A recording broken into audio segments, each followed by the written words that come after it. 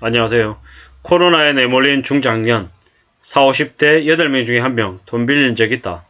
이런 뉴스에 대한 이야기를 해볼까 합니다. 돈 빌린 적이 있다.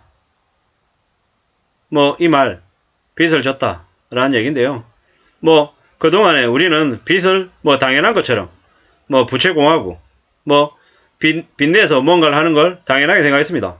집 사는 것도 빚내고, 전세 세입자로 들어가는 것도 빚내고, 보증금도 빚내고, 아파트 취약에도 계약금도 빚내서 마련하고, 세탁기 사고, 냉장고 사고, 해외여행 가는 것도 11개월 할부하고, 모든 걸 다 빚으로 해결하던 시대를 살았습니다.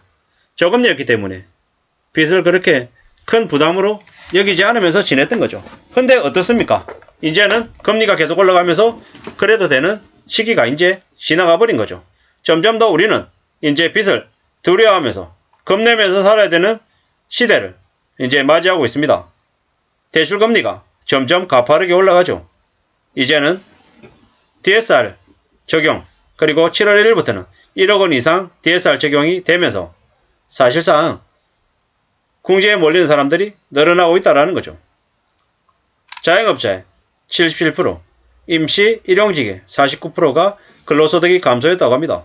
그리고 임시 일용직의 12%가 카드 대금이나 이자를 연체한 경험이 있다고 합니다. 어떻습니까? 살기 힘들다라는 거죠. 감당 못한다라는 얘기입니다. 이걸 우리는 어떻게 받아들여야 되겠습니까? 아마 앞으로 꽤나 많이 힘들고 오래하는 사람들이 늘어날 것 같습니다. 경제적인 어려움 때문에 돈을 빌린 적이 있다라는 거죠. 코로나19가 경제적으로 약한 약자들에게 더욱더 가혹한 것 같습니다. 자영업자 10명 중에 7, 8명, 그리고 임시 일용직의 절반이 코로나 이후에 근로소득이 줄어든 걸 경험했다고 합니다. 무서운 얘기죠. 절대로 자영업자나 이 임시 일용직의 사람들이 적은 수치가 아닙니다. 우리의 이웃이고 우리의 가족들일 수 있다는 거죠. 얼마나 많은 사람들이 힘들어하는지를 잘 봐야 됩니다. 적금, 보험을 해지하고 지인들한테 돈을 빌려고 한 사람들까지 늘었다는 거죠. 경제적인 어려움을 겪는 이들이 40대, 50대가 점점 더 많아지고 있다고 합니다. 저 또한 40대다 보니까 이런 뉴스를 보면 남 얘기 같지 않은 거죠. 겁납니다. 돈이 없어서 궁지로 몰리는 게 어떤지, 얼마나 무서운 일인지를 이제 사람들이 조금씩 알아가는 것 같습니다. 절대로 공짜 없습니다. 그냥 쉽게 뭔가를 떠넘길 수 있는 게 없다라는 거죠. 근데 그동안에 금리가 너무 낮다고 너무 빚을 쉽게 생각한 것 같습니다. 1억을 빌리는 게 그냥 아무 일이 아닌 것처럼 사람들이 생각하죠. 5억 빌리고 7억 빌리고 10억 빌리는 사람들도 있으니까요. 저도 제 주변에 부동산 때문에 빚을 10억 가까이 진 사람도 있는데요. 야, 과연 그 가능할까? 문제가 없을까? 괜찮을까? 이런 생각들이 막 들죠. 개개인의 사정이 있는 거다 보니까 자세하게 묻지는 못하는데요. 그렇게 좀 놀라울 정도로 빚을 많이 지고 있는 사람들이 적지 않다라는 거. 그리고 그들이 앞으로 금리가 대폭 오르고 부동산 시장이 안 좋아지면 그로 인한 충격을 또 고스란히 받을 것 같다라는 생각이 듭니다. 겁나죠? 어떻게 될까요? 두고 봐야죠. 어떤 일들이 벌어질지는. 근데 확실한 거는 절대로 만만하지 않다라는 거죠. 경제적인 문제로 신용카드 대금이나 대출 이자를 연체한 적이 있다. 이것 또한 매우 씁쓸한 얘기죠. 왜 씁쓸하냐? 신용카드 대금이나 대출 이자를 연체하면 그 다음에 누구한테 빌리냐고요? 빌릴 데가 없다라는 거죠. 그냥 진짜 궁지에 몰린다라는 거죠. 최근에 신용카드 연체 말고 리볼빙 서비스를 쓰세요 이러는데 신용카드 이자가 12%, 13%이면 리볼빙은 18%, 19%인 거죠. 사실상 받을 수 있는 금리 상한선까지 다 받아내겠다라는 거죠. 그래요. 리볼빙 하고 나면 그 이후에 6개월 뒤에는요. 없어요. 그 다음에는.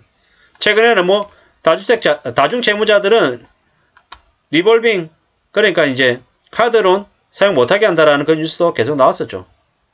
왜? 그렇게 해서 계속 빚만 늘려서는 나중에는 뻥 터지고 그냥 감당 못할 악성부채가 되기 때문에 그렇게 하는 거죠. 근데 그렇게 되면 점점 궁지로 몰리는 사람들이 늘어난다는 건 분명한 사실이죠. 무서운 얘기입니다. 무서운 얘기입니다. 어떻게 되겠습니까? 어떤 일이 벌어지겠습니까? 자영업자들, 소득기준 자영업자들, 저소득층의 타격이 심각하다고 하는데 뭐 저러면 나중에 그 자영업자나 그 저소득층의 가족들은 어떻게 살겠습니까? 더 힘들게 사는 거죠. 씁쓸합니다. 씁쓸해요. 외환위기는 재난입니다. 재난.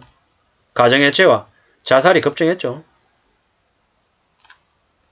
앞으로 우리네 삶에 자영업자나 소상공인, 취업준비생, 1인 가구 등 사회적 고립이 심할 수 있는 사람들, 그 사람들이 아마 많이 죽어나갈 것 같습니다. 이렇게 힘들고 어려운 경제 현실을 내버려 두고 대기업들, 재벌가들, 법인세 깎아주는 지금의 정부는 도대체 어느 나라 정부입니까? 대기업들 법인세 깎아준 그게 적냐고요? 절대 적지 않습니다. 되려 대기업들에게 세금을 더 걷어서 조금 전에 얘기했던 이 뭡니까? 힘들어하는 자영업자나 소상공인들이나 1인 가구들을 좀 그들이 다시 일어서서 일할 수 있게끔 경제적으로 안정이 될 수 있게끔 지원해 주는데 더 초점을 맞춰야 될 것 같은데 이놈의 나라는 거꾸로 됐죠. 씁쓸합니다. 가장 힘든 40, 50대들은 외면받는 게 지금의 현실이죠. 최영정책은 항상 쏟아내고 있지만 정말 우리 사회의 허리 역할을 하는 40, 50대, 60대들은 더 막막하죠. 가정에서 자녀들 대학 결혼시켜야 되고 노부모 부양도 해야 되고 코로나 때문에 경제 불황 때문에 회사에서 나오면 사업 망하면 갈 데가 없죠. 가장 힘든 세대인데 지원 정책에서는 배제가 되어 있습니다. 청년, 노인, 감성파리 같은 거 하지 말고 정말 IMF 때부터 조명조차 못 받고 애 데리고 자살하는 그리고 세금 투탈 당하는 그런 먹잇감 신세가 돼 있는 40, 50대 씁쓸합니다. 씁쓸하죠. 40대, 50대들이 그냥 수탈당하는 그냥 대상만 돼버린 것 같습니다. 요즘 나이에 40만 넘으면 갈 데 없습니다. 함부로 욕심부려서도 안 되는 거죠. 참 씁쓸하다는 생각이 듭니다. 4050들이 더 궁지로 몰리는 것 같다. 더 어려움을 겪는 것 같다라는 거죠. 수입이 줄면 소비도 줄여야 되는데 실천하기가 안 쉽죠. 지금 이 시대를 사는 40대 50대 분들 힘내시고 건강 챙기시라는 이 댓글을 보면서 제가 하고 싶은 얘기입니다. 제가 하고 싶은 얘기. 빈부격차는 더 커지고 우리나라의 중산층을 지탱하는 정책은 없고 이래저래 더 힘들어지는 것 같습니다. 어떻게 될까요? 우리의 나라가 어떻게 흘러갈지 두고 봐야 될 것 같습니다. 부자 감세, 다주택 투입꾼들에게 혜택을 주는 짓거리 하지 말고 물가부터 잡아라. 전 국민들이 물가로 고통받는데 지금 집값 하락 방어할 때냐 이런 얘기들이 계속 나오고 있습니다. 이런 국민들의 의견을 지금의 정부는 진짜 진지하게 생각해야 됩니다. 우리의 삶이 어떻게 흘러갈지 어찌 될지 정말 냉정하게 진지하게 생각해야 될 것 같습니다. 우리가 살아가는 삶이 절대로 쉽지 않다. 만만하지 않다. 더 어려워지고 있다. 이걸 현실이다라고 생각해야 될 것 같습니다. 코너에 몰려있는 중장년들 40대 50대들의 이야기입니다.